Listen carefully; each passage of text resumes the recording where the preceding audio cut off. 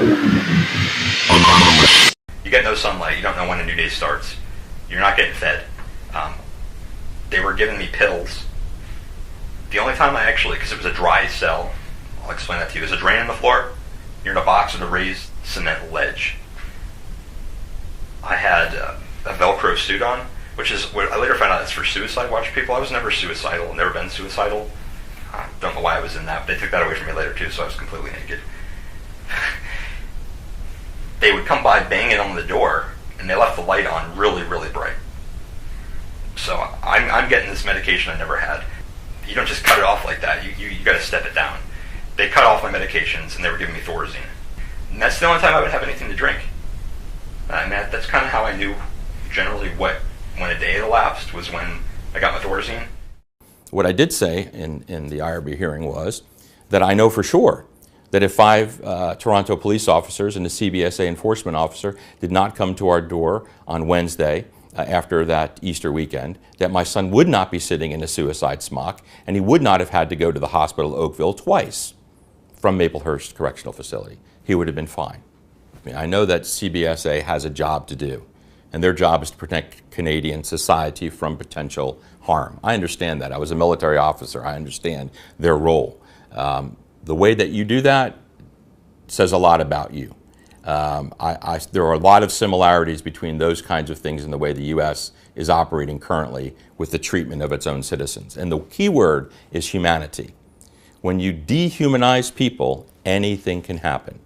When you dehumanize people, Guantanamo Bay can happen. When you dehumanize people, Abu Ghraib can happen. When you dehumanize people, you can make them slaves. I mean, if things worked out exactly the way we would want them to, and the way that we would hope that they would, that Matt's claim of torture would be recognized not only by the UN, which we've appealed to a number of times, but by the Canadian government, that he would be, and we would be allowed to remain in Canada. If Matt were to look back over his lifetime, the time that he spent by himself in the spring of 2010, studying French in Montreal, and then getting ready to study at PEI were probably the happiest days of his life.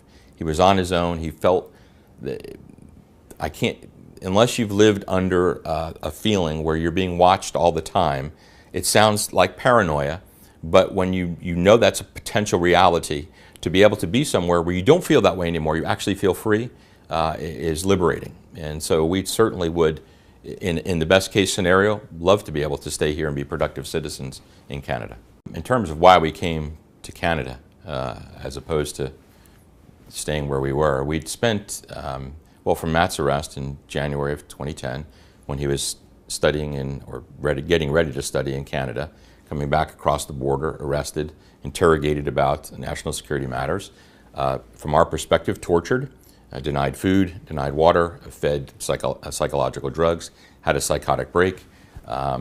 From that time until the time we decided to leave, we exhausted every single resource we had. Financially, we sold our condominium, we drained our retirement accounts.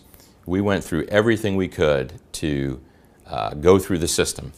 We went through lawyers, we attended hearings, and we continued to do everything we were possible. We contacted the American Civil Liberties Union, the Center for Constitutional Rights, we contacted Human Rights Watch, Amnesty International. No one wants to say that the United States government tortures people. Matt and his family allege that the charges of pedophilia made against him are not only false, but when he was taken in by law enforcement, that he was tortured. And that really there is a far more complicated, convoluted, and mysterious national security case that is underway. And given what I have both seen about the case and what I've heard from Adrian Humphreys, who's writing this story, there's significant holes on the side of the U.S. Government's case against Matthew. Enough holes that it does merit significant more attention, especially because Matt's charges and his family's charges against the U.S. government are just really quite damning at the moment. What Canada is trying to do at the moment is, I think it's Rule 37 or 34, one of those, declare me a national security risk prior to my refugee hearing. I think that's in bad faith, because I gave them all the information regarding national security that they have, and they're using that all against me. It's part of my case. That's my defense, to show the United States not only tortured me, but falsely charged me of child. Stack that on top of it, which isn't like, well, he's here in spite of the child pornography stuff. They tack that on to torture. It's doubly. I'm already trashed. My reputation is gone. You can't smear somebody more than that.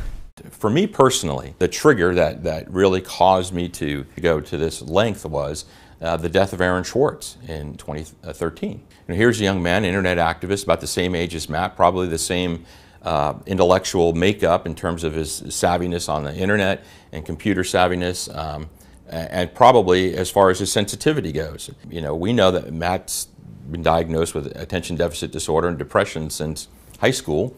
And so, you know, you had Aaron Swartz being hounded by a federal prosecutor in Connecticut, I believe it was, for getting into the MIT database, I believe. And MIT wasn't even willing to press charges, but this federal prosecutor was threatening him, just the threat of that hanging over his head. He committed suicide. And for me personally, I did not want to wake up one day and find my son hanging from a rope in the garage. I will say that anything that is on the official record about what Matt did or did not do in the Russian embassy, or what he did or did not talk about, are from FBI reports written well after the fact. And so there's going to be a certain spin on that, is what they said he said. We do know for a fact that the day that Matt was interrogated, the second day Matt was interrogated on the weekend of August the 6th, 7th, and 8th of 2010, he was arrested on the 6th at the end of the day. That evening, early in the morning, or somewhere around after midnight, he was taken to a hospital with a psychotic break. He continued to be interrogated, even though he was released in guarded condition that same day by the FBI, and that report of that interrogation is classified. Matt maintains that when he was stopped at the border for espionage questioning early in the morning of August the 6th of 2010, that he was taken off-site in shackles, therefore under arrest, although not said he was under arrest, and he was administered a drug. At that point, he felt that he was no longer, who knows. I do know that when you give people drugs like Thorazine, they're liable to say anything. And so I can't account for the things that he said or did not say to the FBI agents about what he was or was not doing in the Russian embassy. My understanding of why he wanted to go to the Russian embassy was to seek the protection of someone who would be willing to stand up to the United States government. Taking Matt to the Russian embassy in Washington, D.C., it was February. D.C. had had the worst snowstorm they'd had in 20, 30 years. I mean, just tremendous amount of snow. He had planned to take a bus originally, and I decided to drive him for safety reasons, and I wanted to spend time talking with him on the way. And so, yeah, that scene's really hard to describe, because I really believed it was the last time that I was going to see my son. And so Matt tells me later in these interrogations with the FBI that they recorded everything we'd said in the car. They have all this on, you know, tape and pictures and whatnot. So, I mean, they have a recording of me bawling all the way back to the hotel room. And so, you know, when I said goodbye, I thought that was the last time that I would see him. So currently the name Anonymous is used to organize protest activity, and it has garnered massive law enforcement attention, and there have been many arrests, especially of hackers who were involved in Anonymous. However, prior to the period that we're now in, law enforcement was also interested in Anonymous back when they were more involved in trolling activities.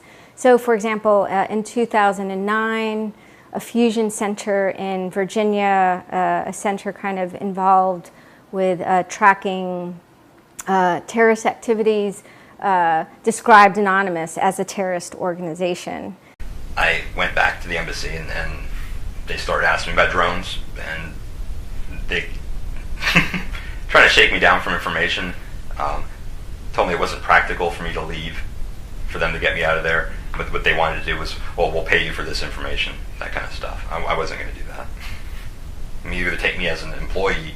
I'm not selling you information. And I wasn't in the military anymore anyway, so it's not like I have a ready supply of information. And personally, I wouldn't do that. I haven't done that. And They started asking me questions. They started with my people in my military unit, what the connection was between them, me, and the Russian embassy, and then they started asking connection between people, my military unit, and Anonymous. The first day was much more about DC and the embassy. Subsequent interrogations, from what I remember, much more to do with Anonymous and WikiLeaks. Because at that time, they didn't know tons about Anonymous, and that's a priority for them. The events first happened in January of 2010, when they came and did a search on our home. We had this search warrant with inventory that wasn't filled out, and it was very vague and just left at our house, so everything was tossed all around, and we were just flabbergasted. We didn't even have any dealings with lawyers, didn't even know what to do. And so I remember thinking, it had FBI on there somewhere. I was thinking the federal government's involved and this is going to be handled professionally. Unfortunately, that's not our experience. And there were so many unconstitutional things that happened in this process that questions just started popping up. Why did this happen? Why did that happen? Things that just made no sense. They were looking for child pornography between Memphis, Tennessee and Indiana, where we lived. We didn't know anybody in Memphis, Tennessee. So right away we're thinking, what's that all about? Besides the fact that, Matt's lived with us his whole life, with the exception of the time that he was in Canada. We know him, we know his character. He's never shown any predilection towards pedophilia or anything like that, so we know that wasn't true. So we're thinking, what's this all about? And those kinds of questions continue to be raised. From his arrest at the border in 2010, his interrogation on an espionage matter, to no access to counsel, kept incommunicado for those several days there when no one could talk to him, no one knew what was going on, to the medical bills we got in the mail wanting us to pay for hospitalization, didn't even know he was hospitalized. And what's happening? Our son's been hospitalized and they're sending us the medical bills. And when you tried to ask questions of the government, we've tried to get the government to give us the records of his interrogations, transcripts of what they asked him, information about who saw him in the jail up there in Maine in 2010. None of that's provided. The attitude is hubris. We don't have to give it to you because we're the federal government. We did some reading after all this happened about people that are arrested for child pornography charges.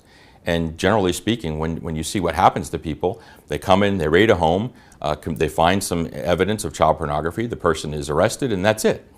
They came in our home for 2.5, 3 hours, tossed everything, looked over everything. Matt's computer was up and running, and no child pornography was found at all. He wasn't arrested. He was just left with no.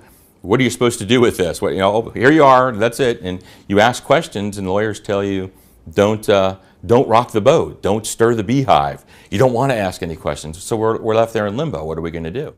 So Matt was involved in Anonymous in an era where there was not a lot of academic or journalistic attention placed on Anonymous. It was an era where people were really involved in internet pranking and hacking and trolling, where people organized activity anonymously and in really hidden fashion.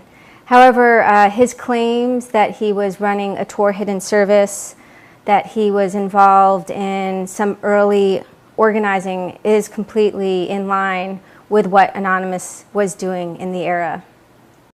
Nobody's going to defend anybody that's charged with child pornography. I'm not saying it's not a problem, because it is a problem, but when they use that as a cover for something else, it's almost unquestioning. Nobody wants to look at the case. Nobody wants to talk about it in the media.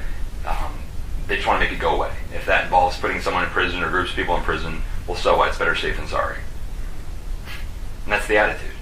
Once you're painted with that, you never get the stench of that off of you. It doesn't matter if someone's guilty, not guilty. Personally, I would have never been opposed to fighting that in court, but that's not what it was about.